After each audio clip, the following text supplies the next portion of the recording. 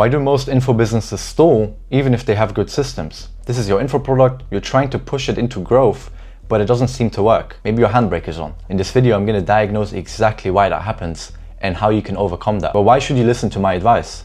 For the past 21 months, I've been working closely inside of an offer, watching what actually worked and what didn't work as it tried to scale. And the biggest failures weren't bad systems.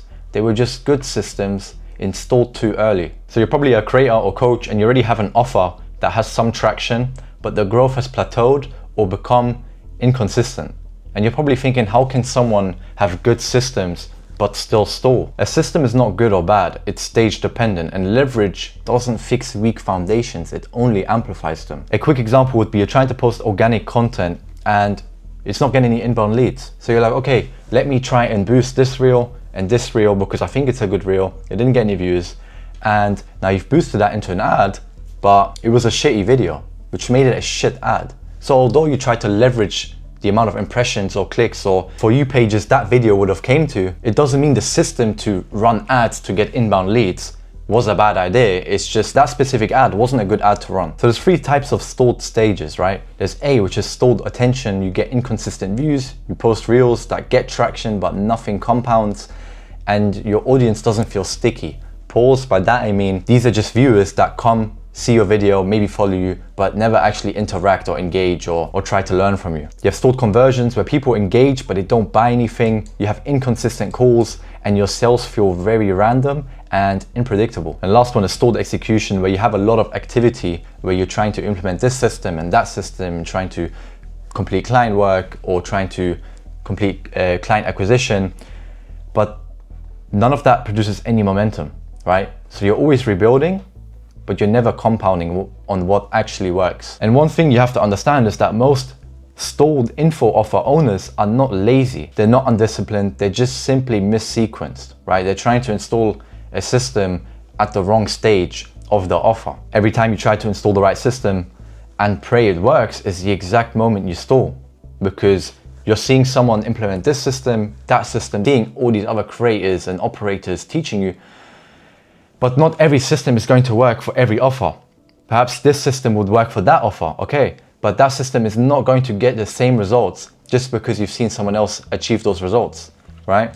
This is what it looks like. You start running new ads, you copy someone's entire content system, you create more lead magnets, you rebuild your funnel, and you keep going in this cycle of trying to rebuild, optimize, copy, and you get stuck. You're trying to install growth when growth is only earned through order. You can only grow when you follow each stage independently. So you have stage 1, stage 2, stage 3, and so on. Here's two examples, right? We're gonna start with scenario A. This is a coach that has opened a one-to-one mentorship program, and all it consists of is one-to-one calls where he says, ask me anything on these weekly calls, here's good advice that you should do, here's what I do, and there's no structure in his program. It's just, you ask me questions, I give you the information, you apply it. And with every student, it's a different situation. One student might ask a question on subject A, and then there's another student that asks a question about subject B. Let's say person A never would have asked a question that person B would have asked. So there's a mismatch in the process that they are being taught. Some people take action, some people already have discipline, some people already have the context, and they get results. But the problem is, a lot of these people that are in these programs, they might not know where to start, they don't know what matters, they don't know what the right questions are to ask that coach, right? So they apply things randomly and they don't get results.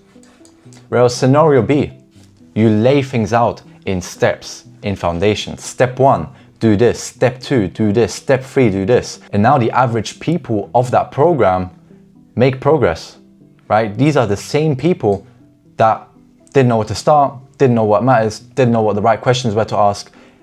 Whereas if you give them this in the right order, results will look similar across your students. The outcomes are predictable when you have a step-by-step framework in place. There's no difference in quality of information, it's only a difference of process. These two teach the exact same thing, but coach A in scenario A put it into steps for average people to easily understand, consume, and take action on. But don't we need discipline in order to work through these systems? Yes, that's general knowledge, okay?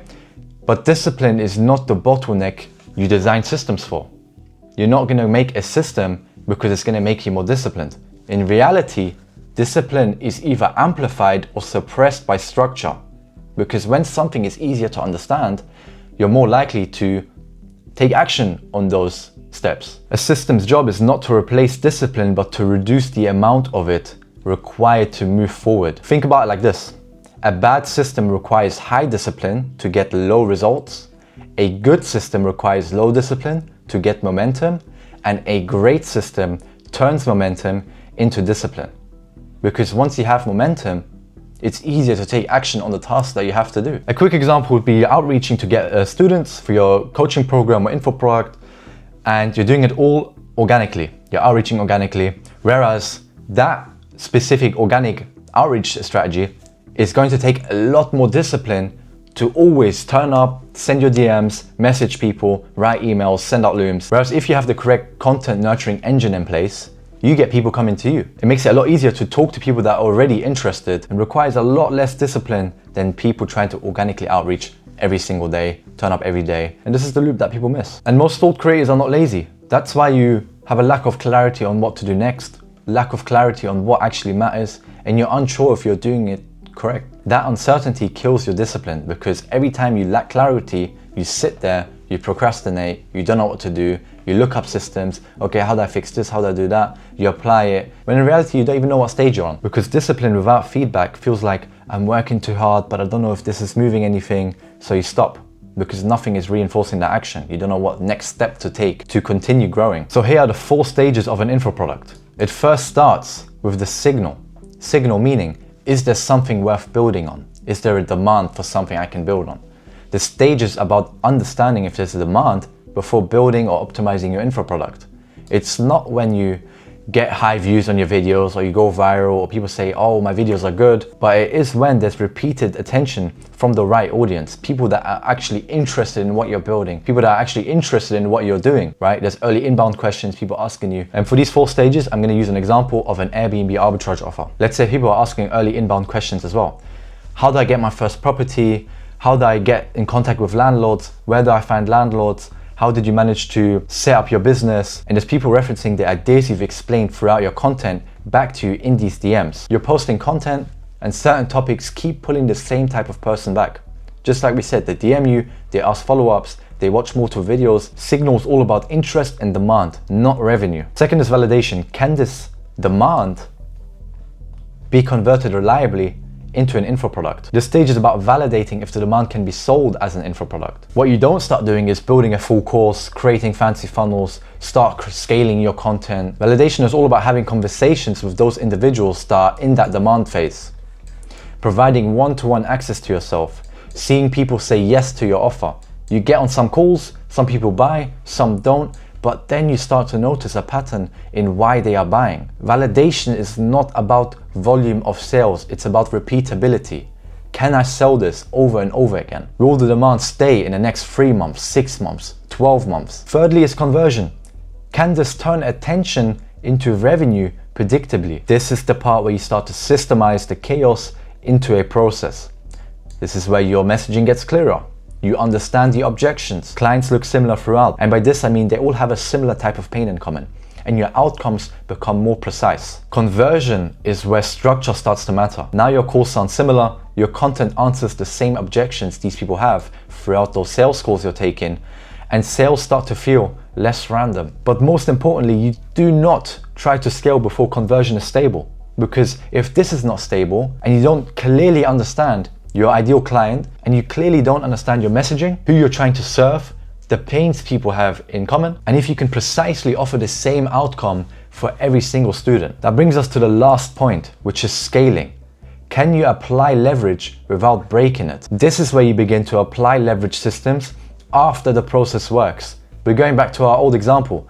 You're posting content and it's not getting any inbound leads. So you run ads or you boost that ad and you don't really know what you're doing on that shitty video. It's just going to be a shitty ad. So you cannot leverage something that doesn't already work. That's why you leverage after the process works. This is where you start running precise ads, automations, you build a team, you implement systems, and you follow through with a consistent content engine that clearly speaks to one ideal customer persona. Now, when you start adding volume to these systems, things don't start breaking. They just multiply. Scale doesn't create success, it multiplies what already exists. Conversion is success, because at this point, you understand that your offer works, people need it, people want it, and people are willing to pay for it. Scaling is only amplifying conversion, because at this point, you already know that it's scalable. The only reason why you're stalling in your info offer is not because of the wrong system. You're just applying it at the wrong phase. You cannot scale before conversion and so on and so forth. You cannot validate an offer if there's no demand. That's why every single step you see here is stage and time important. The hard part isn't about building systems. It's about understanding the stage of where you start to use them and leverage them. If any of this confuses you or you have any questions, make sure to message me on Instagram and I'll help you understand it.